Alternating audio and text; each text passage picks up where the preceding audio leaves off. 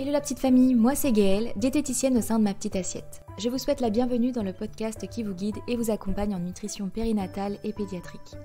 Passionnée, ma mission est de vous soutenir dans votre quotidien, de vous aider à appréhender le temps des repas, ainsi que de préserver la santé de toute la famille. Vous découvrirez dans ces podcasts plusieurs professionnels de santé avec lesquels on abordera de nombreuses thématiques. Je vous partage mes conseils et réponds à vos questions afin de vous aider à reprendre le plein pouvoir sur votre alimentation et faire de la place pour plus de sérénité et d'harmonie. Bienvenue à tous nos auditeurs, je suis très heureuse de vous retrouver pour aborder le thème de la diversification menée par l'enfant, aussi connue sous le nom de DME. On accueille aujourd'hui Fanny Abadjian, orthophoniste et formatrice en DME, qui va nous éclairer sur la thématique du jour. Bonjour Fanny. Bonjour. Tu es donc orthophoniste depuis plus de 9 ans, spécialisée dans les troubles alimentaires pédiatriques. Tu es également connue sur les réseaux avec le compte La vie d'une maman ortho sur Instagram, sur lequel tu partages de nombreuses informations sur le développement de l'enfant et de son alimentation pour aider les parents. Tu es formatrice en DME, tu proposes des ateliers et des coachings à destination des parents pour les accompagner et les rassurer dans la mise en place de la diversification menée par l'enfant. Enfin, tu as coécrit le livre Mon bébé commence la DME avec Christelle Courrèges, fondatrice de Ma Petite Assiette. Peux-tu, s'il te plaît, nous en dire un peu plus sur ton parcours, ta spécialisation, ton quotidien en tant qu'orthophoniste libéral et comment se déroulent les ateliers et coachings que tu proposes? Oui, donc je suis du coup orthophoniste libérale. Je me suis donc spécialisée dans les troubles alimentaires pédiatriques. Donc je reçois essentiellement en fait des bébés âgés de 0 à 3 ans avec donc des problématiques liées à l'alimentation. Et du coup, maintenant, depuis à peu près 3-4 ans, donc je propose des ateliers DME, que ce soit en présentiel ou en visio. Et donc, voilà, au niveau de mon parcours, j'ai également 2 DU. Un DU oralité et déglutition et aussi donc un DU en nutrition pédiatrique. Voilà, pour essayer en tout cas d'optimiser au mieux les prises en charge et les conseils que je peux donner aux parents. D'accord, je te remercie pour ce complément d'information sur ton parcours. Cela permettra à nos auditeurs d'en savoir un peu plus sur toi. Vous l'avez compris, dans ce podcast, nous allons parler de la DME, de sa mise en place, des conseils pratiques et ainsi, je l'espère, répondre à vos interrogations. Pour commencer, peux-tu nous donner la définition de la diversification menée par l'enfant ? Alors, la diversification menée par l'enfant, donc c'est une méthode de diversification qui permet, en fait, qui prône l'autonomie de l'enfant. Alors, évidemment, on va donner des gros morceaux à un bébé, non pas parce que cette méthode prône absolument donc l'introduction des morceaux de façon précoce, mais c'est plutôt pour du coup axer sur l'autonomie de l'enfant. Donc c'est vraiment ça en fait la dynamique de cette méthode de diversification, c'est vraiment basé sur l'autonomie de l'enfant, le développement de l'enfant, que ce soit au niveau oromoteur ou moteur. Donc le principe de base, c'est vraiment l'autonomie de l'enfant. Et dans cette méthode de diversification, donc on va proposer des gros morceaux à notre bébé parce que ça sera plus facile au niveau de l'appréhension pour lui, pour pouvoir attraper un morceau et manger tout seul. Et dans cette méthode de diversification, on va prôner aussi le fait qu'on puisse manger tous ensemble à peu près la même chose, avec bien évidemment des adaptations quand c'est possible. Hein. Mais voilà, le principe de base, c'est vraiment l'autonomie. On favorise le développement moteur et oromoteur de l'enfant. Et puis, on est dans cette dynamique de partage très familiale. Parfait. Et quelle est donc la différence réelle entre la diversification classique et la DME ? La diversification classique, donc c'est une méthode du coup où on peut débuter un petit peu plus tôt. Donc à partir de 4 mois révolus, on peut commencer la diversification classique. Et dans la diversification classique, on va avoir une évolution en termes de texture. C'est-à-dire qu'on va commencer par des textures très lisses, parce qu'à 4 mois, en tout cas, on ne peut pas commencer par les morceaux, c'est trop tôt au niveau du développement de l'enfant. Donc on va commencer par des textures lisses et l'enfant va rester pendant plusieurs semaines, voire plusieurs mois. Donc, si on a un enfant qui commence à 4 mois révolus, on va forcément attendre jusqu'à 6 mois avant d'avoir une évolution de texture pour lui proposer du coup d'autres choses. Donc déjà, la différence va se voir au niveau de l'âge, puisqu'on commence la diversification classique plus tôt par rapport à la DME, où on va commencer un petit peu plus tard, donc à partir de 6 mois environ, lorsque le bébé a le tonus suffisant au niveau de sa posture assise. L'autre différence, on va dire la différence entre la diversification classique et la DME, c'est qu'en fait l'enfant, on va plutôt le nourrir lorsqu'on est en diversification classique. Je parle bien sûr de façon générale, hein, mais on va le nourrir du coup, on va lui donner à manger à la cuillère. Il va pas forcément toucher les aliments parce que c'est nous qui allons tenir le petit pot ou le bol. Et puis il va avoir un repas du coup qui sera différent des parents. que ce soit visuellement en termes de texture, mais aussi parfois même au niveau des aliments. En DME, c'est complètement différent parce que du coup, on part sur le principe qu'on peut manger à peu près la même chose, qu'on mange en même temps, et l'enfant va tout de suite avoir des textures et des goûts différents. Donc voilà, les gros points différents, en tout cas, ce sera plutôt ça. D'accord. Et donc, comme tu l'as dit, on peut commencer la DME à partir de 6 mois par rapport au tonus, mais comment repérer si l'enfant est capable finalement de se tenir bien? Quels sont les signes finalement qui nous permettent de savoir si on peut vraiment commencer la DME? Donc au niveau des signes, on va avoir déjà le critère d'âge, c'est 6 mois environ. Quand on dit environ, c'est-à-dire que ça peut être 5 mois et demi ou 6 mois et demi pour d'autres enfants. Le critère, ça va être, il faut que l'enfant puisse se tenir assis avec un minimum de soutien. Ça veut dire, je le mets au sol, assis, il arrive à être stable, il arrive à être droit. Je le mets sur mes genoux, le bébé peut être droit du coup. Il va pas forcément tomber sur le côté ou tout de suite partir en arrière. Donc ça va être l'un des premiers critères, le tonus. Le deuxième critère, ça va être donc il faut quand même que mon enfant puisse apporter les jouets à sa bouche, les aliments à sa bouche. Si on a un enfant du coup qui ne fait pas le même bouche, ça va être assez compliqué de mettre en place du coup la DME. Il faut quand même que l'enfant présente de l'intérêt pour les aliments. Et on attend à peu près 6 mois pour que le réflexe d'extrusion ait disparu. Donc ce réflexe-là, c'est un réflexe qui est présent chez tous les bébés. Mais du coup, c'est un réflexe qu'on retrouve lorsqu'on commence la diversification classique. C'est des bébés qui vont pousser les aliments avec leur langue. Donc c'est tout à fait normal. Mais du coup, ce réflexe-là part à partir de 6 mois. D'accord. Quels sont les bénéfices et inconvénients de la DME? Alors, les bénéfices, on va commencer par les bénéfices quand même. Les bénéfices, donc, ça va être déjà, je vais avoir un enfant qui qui va être sollicité au niveau sensoriel parce qu'il va avoir plein de textures. Donc, déjà au niveau tactile, il va pouvoir toucher plein de textures, que ce soit du sec, du mouillé, du collant, etc. Ça va être pareil au niveau buccal. Au final, je vais pouvoir solliciter davantage mon bébé. Au niveau du coup moteur, ça va être un enfant qui va être sollicité de façon pluriquotidienne. Donc tous les jours, mon bébé va pouvoir s'entraîner à faire au niveau moteur la coordination œil-main-bouche. Donc tous les jours, il va attraper, mettre en bouche, donc s'entraîner. Mais aussi au niveau de la motricité fine. Donc tous les jours, mon bébé va s'entraîner au départ à faire la pince à 3 doigts et puis ensuite à 2 doigts. Au niveau moteur cette fois-ci, c'est-à-dire au niveau de tout ce qui est orofacial, mon enfant va pouvoir s'entraîner à mastiquer tous les jours. On sait que la mastication, de toute façon, c'est quand même un entraînement qui... la mastication va nécessiter du temps, en fait. C'est vraiment un entraînement pluricotidien pour que l'enfant puisse devenir performant. Et donc là, avec la DME, le fait de pouvoir donner des morceaux de façon précoce, donc à partir de 6 mois, mon enfant va devenir de plus en plus performant plus rapidement. Tous les jours, j'ai des morceaux, tous les jours, je mastique, tous les jours, du coup, je m'entraîne. Et donc ça, c'est vraiment très chouette. On a remarqué aussi avec certaines études que l'enfant pouvait être aussi moins difficile, entre guillemets. C'est-à-dire que comme on va proposer de tout de suite, des textures différentes, mon enfant, du coup, va être capable de pouvoir aussi manger plein de choses différentes et variées. Donc ça, c'est quand même plutôt chouette. Le point positif aussi, c'est que je vais pouvoir manger en même temps que mon enfant. Ça, c'est quand même relativement agréable. Donc, dire que les gros points positifs, ça va être ça. Point négatif, j'en connais pas beaucoup, si ce n'est que c'est quand même salissant, faut quand même le dire, il faut quand même l'avouer. Ça demande un petit peu de nettoyage, de préparation aussi. Mais concrètement, une fois qu'on a la mise en route, une fois que la DME débute, on va dire, c'est les premières semaines où c'est un petit peu compliqué par rapport à la mise en route. Mais une fois en tout cas que c'est bien carré, je veux dire, même le niveau de préparation des repas, ça va relativement vite, je trouve, parce qu'au final, on mange la même chose, donc c'est même plus simple encore. C'est un gain de temps, je trouve. Est-ce qu'il y a un autre point négatif? J'essaie de réfléchir. Je trouve pas, parce qu'au final, même quand on sort, même quand on va au restaurant, en fait, on n'est même pas obligé de préparer quelque chose. On peut commander directement. Donc ça, moi, je vois beaucoup de positifs. Parfait. Et est-ce qu'on peut faire la diversification mixte? Et comment procéder dans ces cas-là?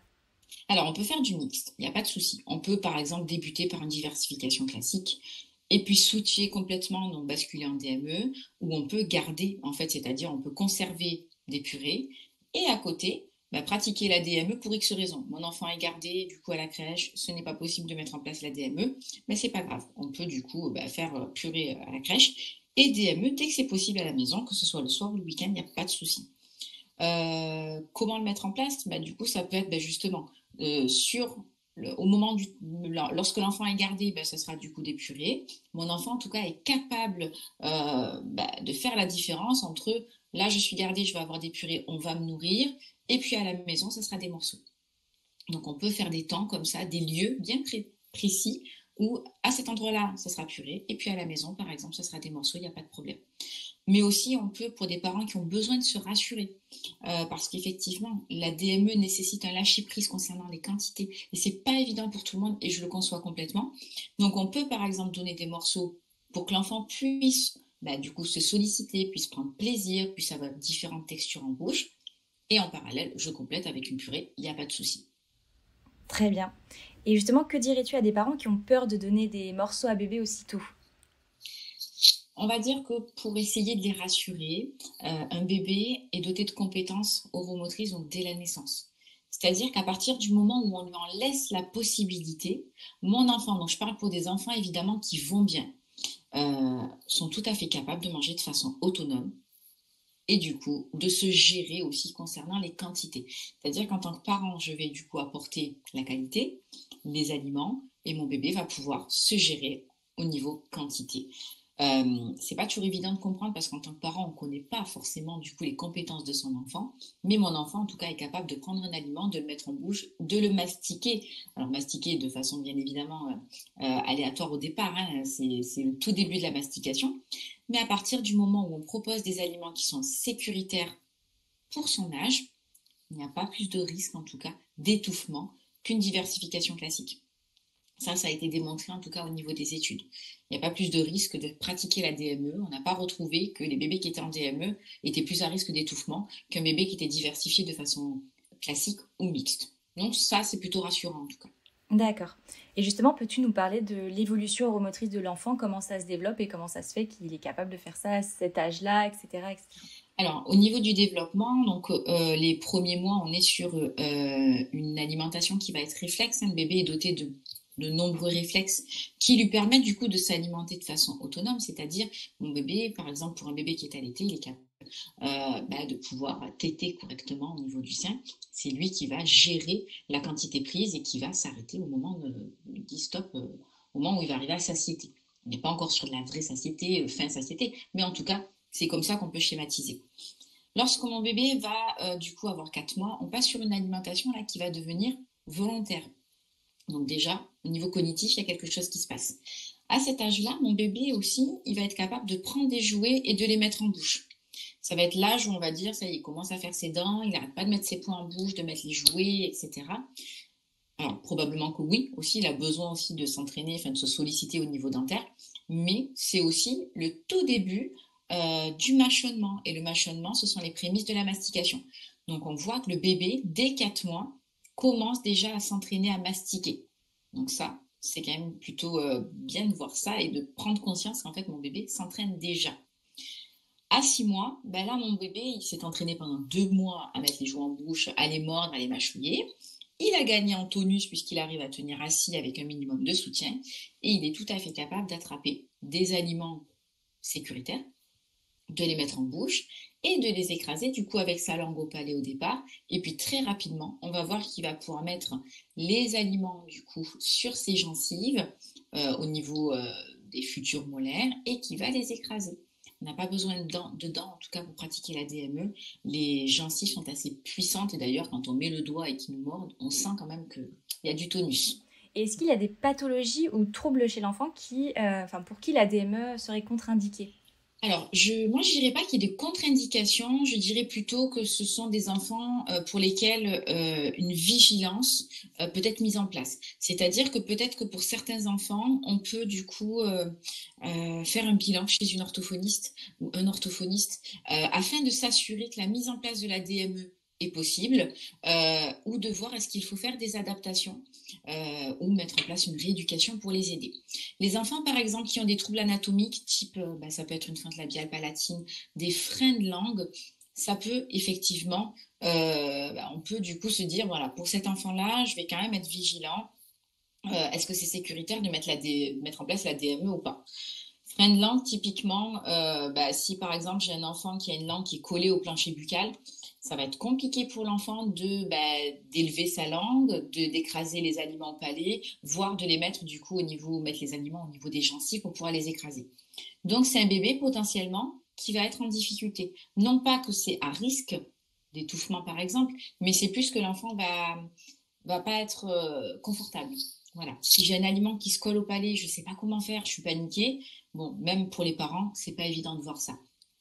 Pour les enfants aussi qui ont des troubles développementaux, des troubles génétiques, neurologiques, avec tout ce qui est hypotonie, par exemple, le manque de tonus au niveau orofacial, pour ces enfants-là, on va aussi dire, bon, par prudence quand même, c'est quand même bien de faire un bilan au préalable pour savoir est-ce que c'est bien de pratiquer la DME, est-ce que c'est OK, ou est-ce qu'il faut faire des adaptations et une rééducation.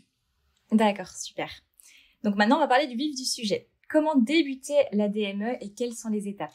Alors, pour débuter la DME, première étape déjà, vérifier que son enfant est prêt. Ça, c'est quand même primordial.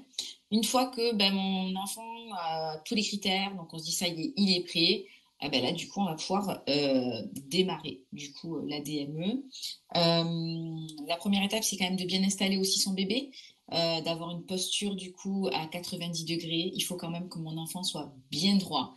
On essaye de répondre en fait aux critères de sécurité. C'est-à-dire que je mets tout en place pour que mon bébé soit bien installé. Donc, niveau tonus, on est bon. Niveau assise, je le mets bien droit pour que s'il a du coup un aliment qui le gêne, il puisse recracher en toute sécurité. Troisième chose, ça va être du coup, je vais lui proposer des aliments de texture sécuritaire. En termes de texture, on est sur du facilement écrasable, du moelleux, tout ce qui va s'écraser en fait avec les doigts. Fraises, omelette, avocat, banane mûre, voilà, tout ce type d'aliments-là, des galettes de légumes, ça s'écrase avec les doigts. Ça veut dire que c'est sécuritaire et que je vais pouvoir le proposer à mon bébé. Donc on est sur ces 3 critères-là. Une fois qu'on a ces critères-là, qu'on a bien compris en tout cas le principe, du coup on peut y aller et on peut proposer différents aliments à notre bébé. Très bien. Et est-ce qu'il y a un environnement idéal pour commencer à mettre en place la DME? Un environnement idéal, on va dire qu'on va éviter les distractions. Voilà. Alors quand je parle de distraction, je parle pas forcément du grand frère, de la grande sœur, de l'ambiance familiale, mais plutôt télé, jouets, les écrans, voilà, de façon générale. Parce qu'effectivement, on débute avec des morceaux, on va quand même surveiller notre enfant, donc il faut quand même que ce soit relativement calme pour que notre enfant puisse en tout cas se gérer de ce côté-là. Mais sinon, après, ça peut être même dans un restaurant, il n'y a pas de souci. Le tout, c'est qu'il n'y ait pas de distraction. D'accord, donc il n'est pas préférable de commencer le midi plutôt que le soir, peu importe. On peut commencer le midi, par exemple, parce que le soir, les enfants sont plutôt fatigués. Mais du coup, j'avais plus compris la question dans le sens de distraction, c'est pour ça. D'accord, ok. Mais en termes de temps, à quel moment, du coup, je propose mon repas, on est plutôt effectivement sur le midi, parce que le soir, souvent, les bébés sont fatigués, surtout si on débute à 6 mois. On peut complètement, en tout cas, proposer midi et un petit goûter, par exemple. Et après, ça peut se faire à la demande. Si mon bébé participe au repas familial le soir, mais pour l'instant qu'il ne mange pas, mais qu'on sent qu'il a envie de manger une petite fraise, pourquoi pas? On va être là, on va être à son écoute. Dans tous les cas, c'est bien de le faire participer à tous les repas. D'accord. Et comment on fait par rapport au lait? Est-ce qu'on propose le lait ou l'allaitement, le lait maternel, le lait infantile avant ou après la proposition du repas solide? Alors là, ça va être aussi dépendant de chaque enfant. On sait que le lait reste l'aliment principal jusqu'à 1 an, donc priorité au lait. Certains enfants voudront, alors quand le bébé est allaité, là ça va être avant, pendant, après, ça peut être un petit peu n'importe quand. Pour les enfants qui sont au biberon, il y a des enfants qui ont besoin de leur lait d'abord, et puis ensuite on peut proposer le repas après. Pas d'inquiétude s'ils mangent très peu au départ, on est vraiment sur la découverte alimentaire, donc là c'est pas grave du tout. Et puis, il y a certains enfants qui ont envie, en fait, qui sont très curieux et qui veulent absolument manger leur repas solide. Alors là, c'est pas grave. On peut s'adapter également, à condition, du coup, que le bébé ne diminue pas ses quantités de lait. Voilà. Ok. Donc, tu nous as évoqué tout à l'heure des petites choses qu'on peut proposer à bébé au tout départ, donc les fraises, l'omelette. Est-ce qu'il y a d'autres idées comme ça qu'on peut proposer pour commencer? Alors, ça peut être pancakes, ça peut être des petits soufflés, ça peut être des boulettes de riz. On peut proposer des aliments simples qu'on peut avoir de base à la maison, foie de morue, sardines, maquereaux, tous ces aliments-là, en tout cas, qui sont très pratiques du coup parce qu'on peut les conserver. et qui sont tout mous en fait. Et vraiment le critère de base en tout cas, c'est vraiment d'essayer en tant que parent chaque texture proposée pour essayer de comprendre et se dire oui effectivement ça c'est sécuritaire, je peux donner. Il faut quand même être à l'aise avec les aliments qu'on va proposer.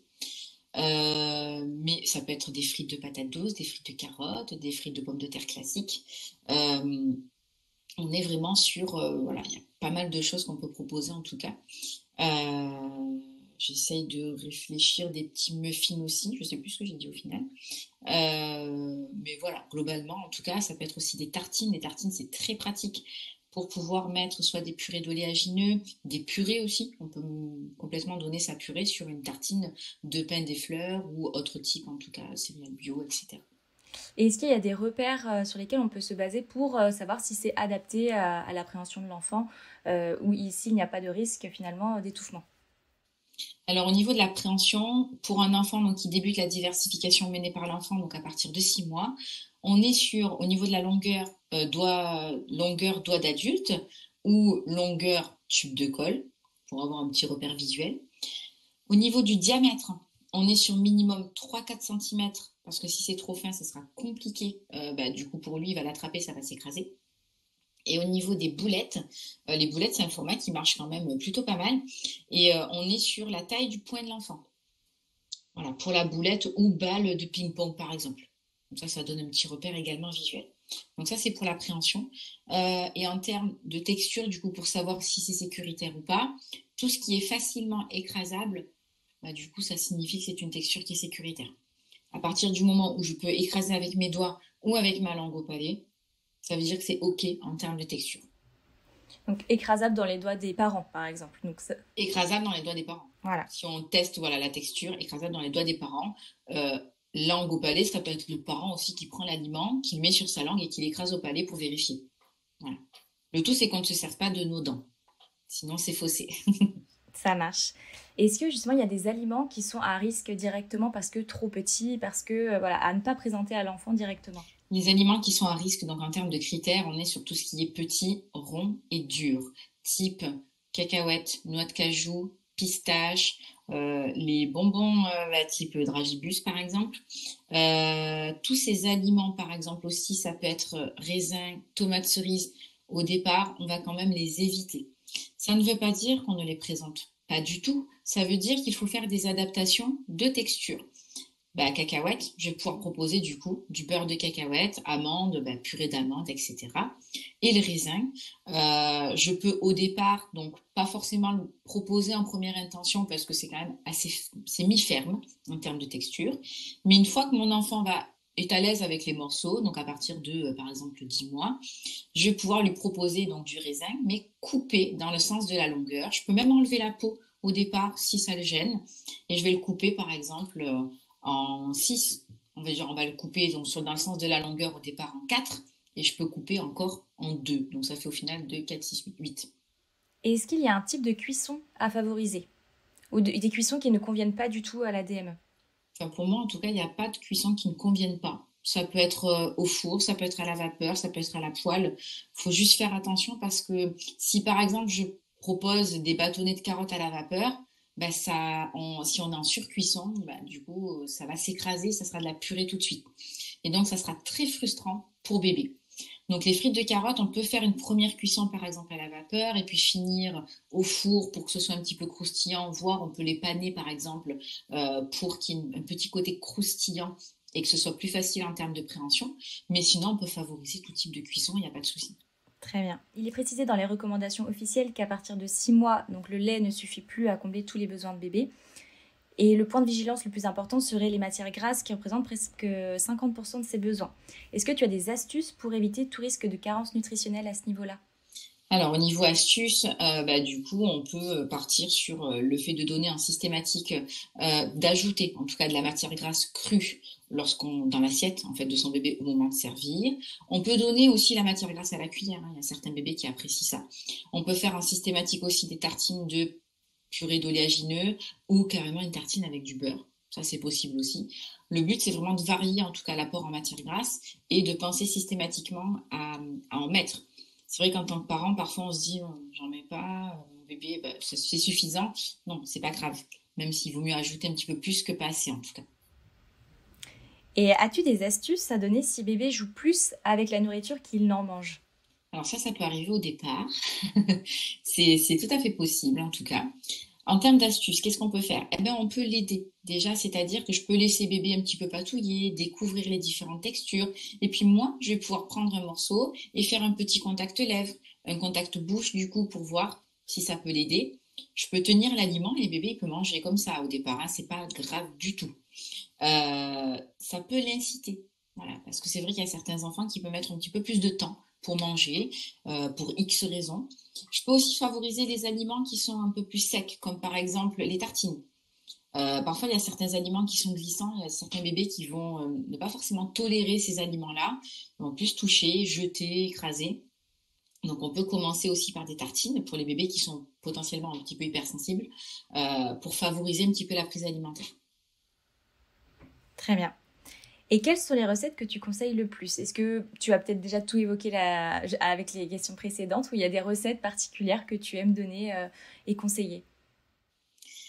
Les recettes que j'aime le plus. Alors moi j'aime beaucoup les omelettes parce que je trouve qu'en termes de texture on est bien. C'est une texture du coup qui est quand même très sécuritaire. J'aime beaucoup les soufflés aussi parce que je peux faire plein de soufflés. Ça peut être avec du poivron, des poireaux, mettre des fromages, des goûts différents, des épices.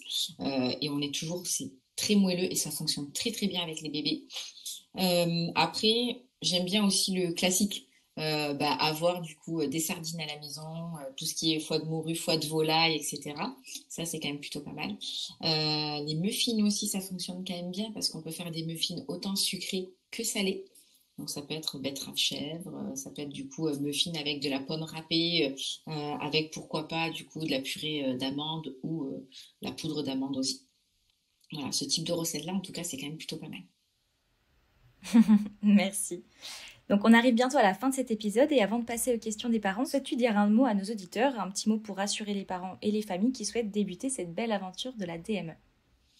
Alors, ce que je peux dire pour essayer en tout cas de les rassurer, c'est que le bébé, du coup, pour reprendre un petit peu ce que j'ai dit tout à l'heure, est quand même doté de compétences, que ce soit au niveau moteur ou oromoteur, et qu'il est tout à fait capable en tout cas de manger en toute autonomie, mais à condition qu'on lui en laisse la possibilité.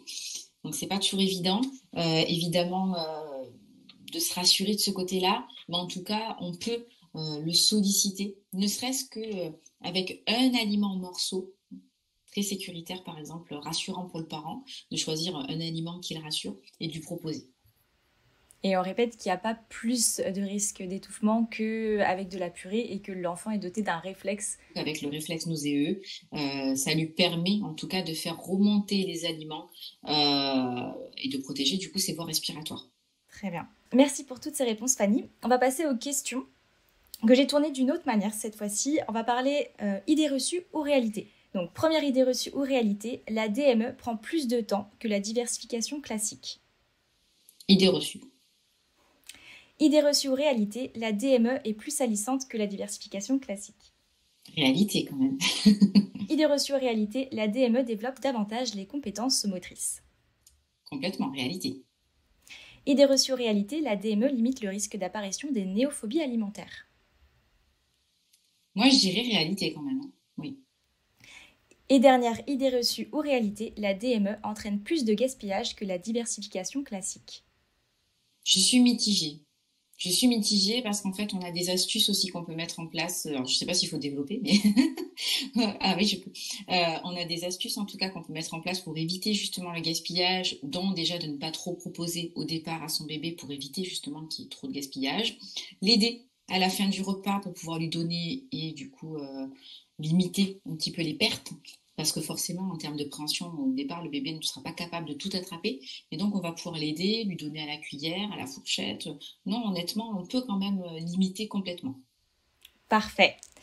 Eh bien, c'est la fin de ce podcast. Merci beaucoup Fanny pour cet échange qui, je pense, apportera de nombreuses réponses aux parents qui nous écoutent. Eh bien, je l'espère.